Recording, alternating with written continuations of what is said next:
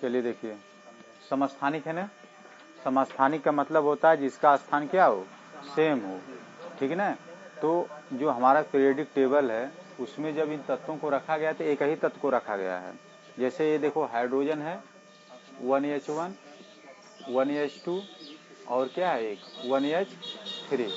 तो ये देखिए ये जो है तीनों हाइड्रोजन है, लेकिन इनमें से केवल इसी हाइड्रोजन को पीरियोडिक टेबल में रखा गया है, सब हाइड्रोजन को नहीं रखा गया है, ठीक ना। तो मतलब जिन तत्वों के परमाणु क्रमांक समान होते हैं लेकिन परमाणु भार अलग अलग होते हैं उसको क्या कहते हैं, समस्थानिक कहते हैं। बात समझ में आई। समस्थानिक क्या होते हैं। और इनको आवर साड़ी में जैसे ये तीनों है ना, तो तीनों को नहीं रखा गया, इनको किस में रखा गया, एक ही को रखा गया, जैसे इसको रखा गया है, ठीक ना। अलग अलग मतलब नहीं इसके बनाए गए हैं परमाणु क्रमांक, ठीक। देखिए समस्थानिकों की विशेषताएं, क्या क्या समस्थानिकों की विशेषताएं हैं, ठीक।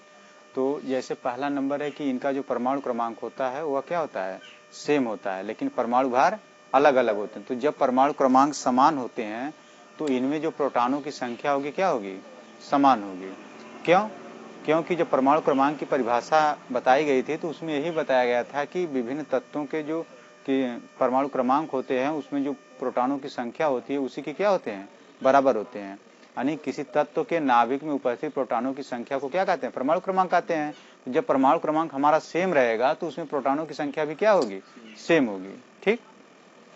तो जब उसमें प्रोटॉनों की संख्या सेम है तो इलेक्ट्रॉनों की संख्या भी तो उतने के बराबर होगी, क्योंकि परमाणु उदासीन होता है तो उसके बराबर ही न होगी इलेक्ट्रॉनों की संख्या प्रोटॉनों की संख्या के। तो जब इसका हम इलेक्ट्रॉनिक विन्यास करेंगे समस्थानिकों का तो इलेक्ट्रॉनिक विन्यास क्या आएगा, सेम आएगा। जब इलेक्ट्रॉनिक विन्यास सेम आएगा तो इसका मतलब क्या होगा, उसके जो रासायनिक गुण होंगे वो भी क्या होंगे, सेम होंगे ना। तो जो क्यों क्यों क्योंकि वह इलेक्ट्रॉनों की इलेक्ट्रॉनिक विन्यास पर निर्भर करते हैं, मतलब वो तत्वों के इलेक्ट्रॉनिक विन्यास पर क्या करते हैं, निर्भर करते हैं, ठीक ना।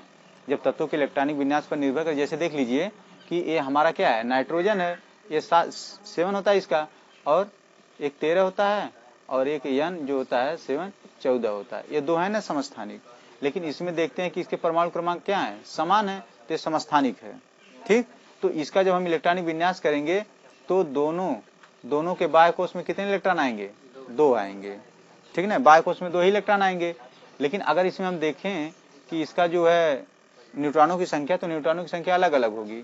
इसमें कितने न्यूट्रॉन होंगे, 6, और इसमें कितने होंगे, 7।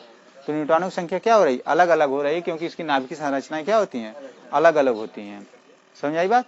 और इसके जो परमाणु भार होते हैं वह क्या होते हैं, अलग अलग होते हैं। और जब परमाणु भार अलग अलग रहेंगे तो इसके जो भौतिक गुण होंगे वो भी क्या होंगे, अलग अलग होंगे, वो समान नहीं होंगे। मतलब जो भौतिक गुण होते हैं उसको क्या होते हैं, अलग अलग होते हैं। और इनको जो आवर्त सारणी में स्थान दिया गया है, जैसे किसी के 2 समस्थानिक ज्ञात हैं, किसी के 3 समस्थानिक ज्ञात हैं, किसी के मतलब इस तरह से सबके समस्थानिक ज्ञात हैं, लगभग सभी के समस्थानिक पता है। तो जो समस्थानिक हमको पता है उसमें से एक ही समस्थानिक को रखा गया है पीरियोडिक टेबल में। नहीं तो अगर सबको रखा गया तो पीरियोडिक टेबल में असुविधा होती है रखने के लिए, तो केवल एक ही तत्व को रखा गया। जैसे हाइड्रोजन है ना, हाइड्रोजन देखिए A1H1 है, 1H2 है, और एक क्या 1H3, तो इसमें इसको रखा गया है, और इसमें जो इसको रखा गया है, एक देखिए कार्बन होता है, कार्बन 12, एक जो होता है हमारा कार्बन 13 होता है, एक क्या होता है कार्बन 14 होता है। ये देख रहे हो ना, ये इतना, तो इसको भी अलग अलग रखा गया है। मतलब इसको रखा गया पीरियोडिक टेबल में, ये सब इसको नहीं रखा गया है, ठीक। तो इसमें एक चीज और ध्यान देते हैं कि ये जो तत्व होता है ना, ये वाला, यानी जिसका नाभिक भारी होता है उसको हम क्या कहते हैं, रेडियो एक्टिव, ठीक ना। रेडियो एक्टिव समझते हो ना, तो ये क्या हमारा रेडियो एक्टिव है। ये देखिए ये रेडियो एक्टिव है, ठीक ना। जिसके नाभिक में न्यूट्रॉनों की संख्या और प्रोटॉनों की संख्या क्या होती है, अधिक होती है। मतलब कहने का जिसका नाभिक भारी होता है उसको क्या कहते हैं, रेडियो एक्टिव तत्व कहते हैं। बात समझ में आई।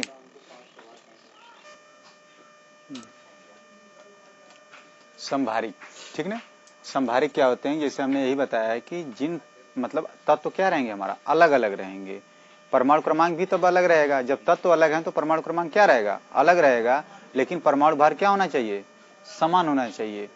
तो अलग अलग तत्वों के जो परमाणु क्रमांक होते हैं अलग अलग होते हैं, लेकिन परमाणु भार क्या होंगे, समान होंगे, तो उसको हम क्या कहेंगे, संभारिक कहेंगे ना, आइसोबर बोलते हैं इसको। तो जैसे देखिए हमारा ये हो गया आर्गन हो गया, ठीक, पोटेशियम हो गया और कैल्शियम हो गया। तो आर्गन का एटॉमिक नंबर 18, इसका एटॉमिक नंबर 19, इसका एटॉमिक नंबर 20, एटॉमिक वेट 40, 40, 40। तो यहाँ हम एक चीज देख रहे हैं कि इसके जो परमाणु भार हैं क्या हैं, समान है, और परमाणु क्रमांक अलग अलग हैं।